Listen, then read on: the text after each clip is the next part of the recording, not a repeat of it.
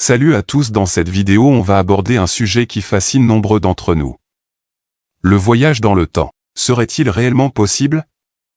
C'est ce qu'on va voir dans cette vidéo. Tout le monde a déjà vu au moins une fois Retour vers le futur et sa magnifique invention la DeLorean, mais est-ce que cela pourrait réellement exister à notre époque? Une question plutôt existentielle, n'est-ce pas? Bref, installe-toi, on part rencontrer les abysses de l'univers et de ses nombreux secrets.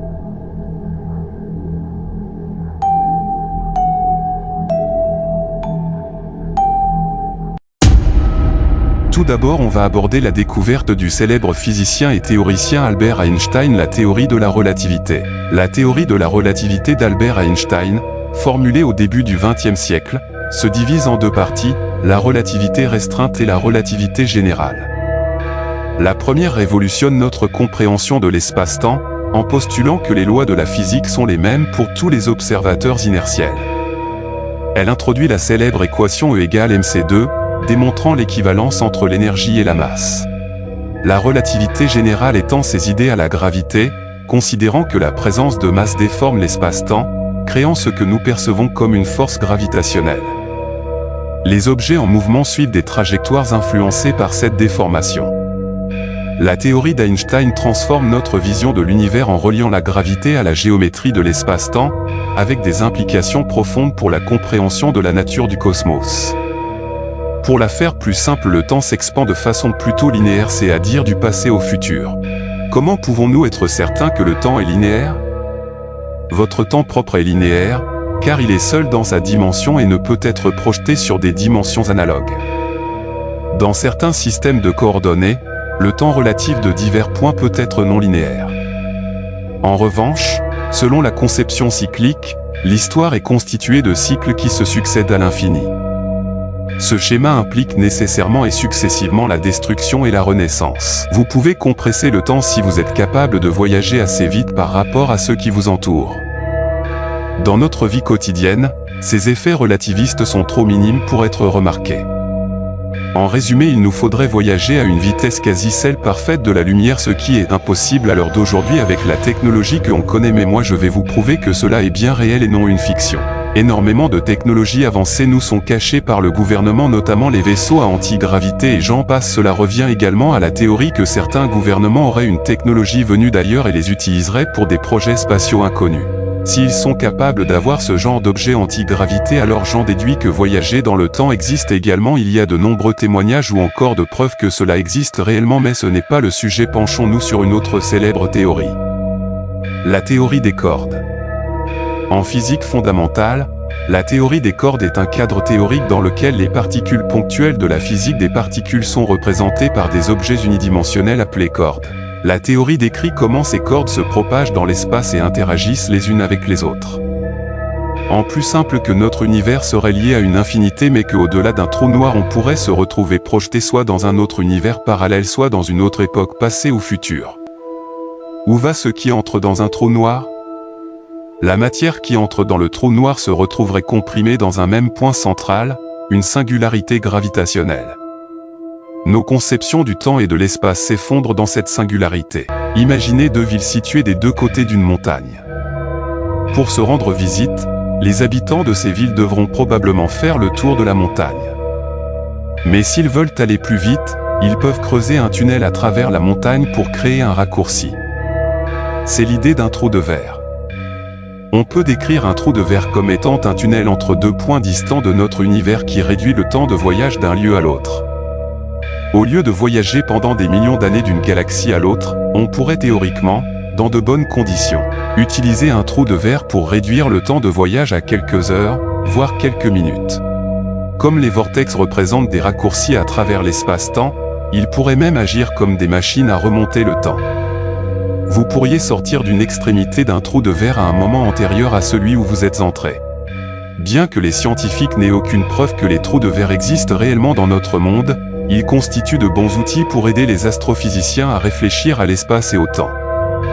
Ils pourraient également répondre à des questions très anciennes sur la constitution de l'univers. On en vient à un autre célèbre inventeur, Nikola Tesla, mais vous allez me dire, qu'est-ce que Nikola Tesla a à faire dans cette histoire de voyage dans le temps?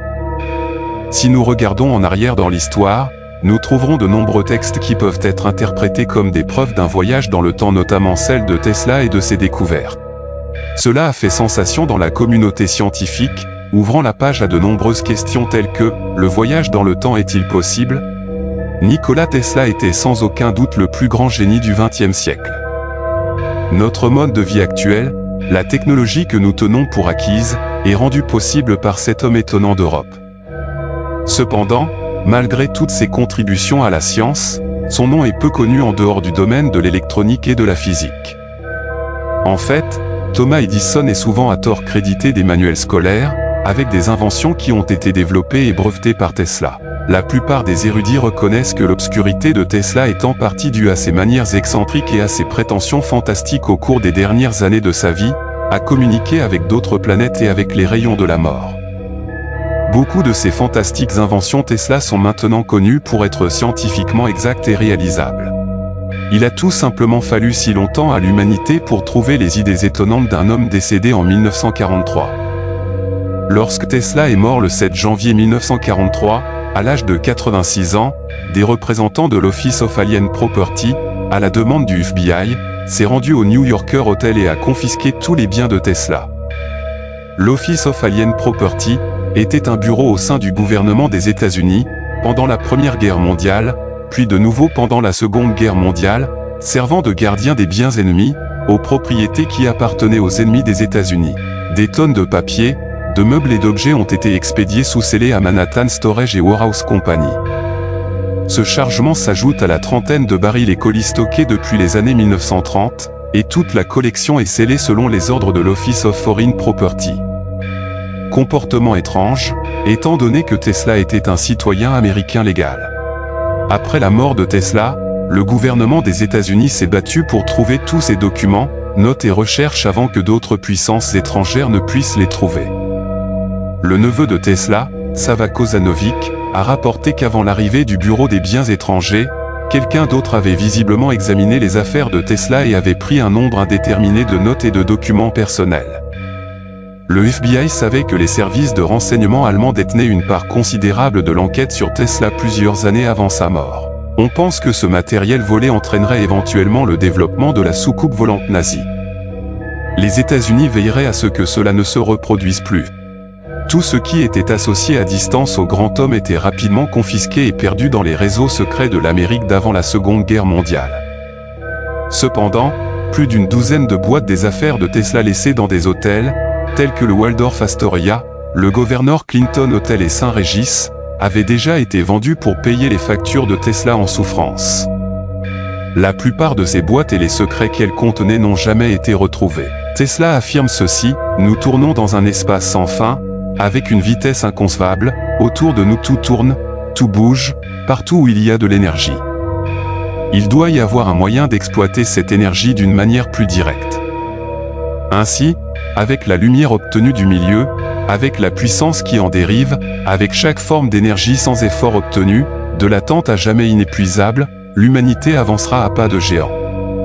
La simple contemplation de ces magnifiques possibilités élargit nos esprits, renforce nos espérances et remplit nos cœurs d'un plaisir suprême. La physique va au-delà de ce qui est scientifiquement connu aujourd'hui. L'avenir montrera que ce que nous appelons maintenant l'occulte ou le surnaturel, est basé sur une science sous-développée. Il y a des endroits où le temps et l'espace sont naturellement pliés. Un exemple est l'étrange porte de Lordsburg, située près de Lordsburg, au Nouveau-Mexique. Périodiquement, lorsque la porte est ouverte, une souche d'arbre est vue avec une jambe humaine incrustée dedans. Il existe des preuves que ces flux dans l'espace et dans le temps peuvent être induits artificiellement. Cela semble avoir été le cas de l'USS Eldridge, qui a participé à l'expérience de Philadelphie le 15 août 1943. Le brillant inventeur Nikola Tesla et le théoricien Albert Einstein auraient participé à cette expérience. L'objectif était de rendre le navire invisible en enveloppant la coque dans un fil d'1 pouce d'épaisseur, à travers lequel un signal haute fréquence était induit par un système complexe de générateurs et de bobines Tesla. Lorsqu'il est activé, le navire a généré une brume verte et a disparu de Philadelphie, réapparaissant dans le port de Norfolk 24 heures plus tard. De nombreux membres de l'équipage se sont retrouvés encastrés dans les parois du navire. D'autres sont devenus fous. Certains ont été heureusement envoyés avec un coup de pistolet dans la tête. Voici une histoire écrite de l'un des rares survivants de l'équipage de